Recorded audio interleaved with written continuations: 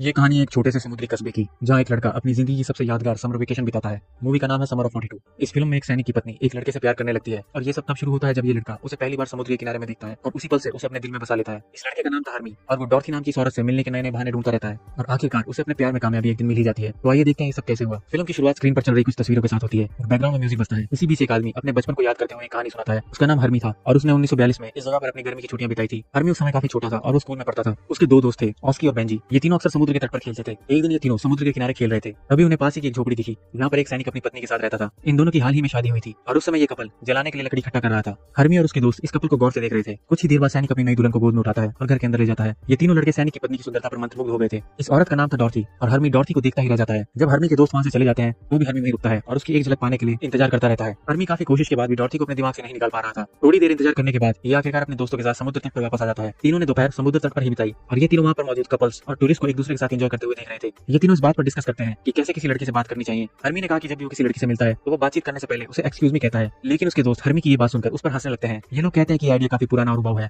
बाद में ये तीनों समुद्र में तैरने के लिए जाते हैं। वहाँ पर बेंजी कहता है कि उन्हें किसी लड़की से मिलते ही उसे किस करना चाहिए। इन तीनों की बातों से साफ पता चल रहा था कि ये तीनों वर्जिन हैं और इन्हें डेटिंग का कोई भी एक्सपीरियंस नहीं है। हरमी अपने दोस्तों के सामने कबूल करता है कि उसे सैनिक की पत्नी डॉर्थी से पहली नजर में प्यार हो गया था। उसके दोस्त हरमी का मजाक उड़ाते हैं और उसे चैलेंज देते हैं कि अगर उसमें हिम्मत है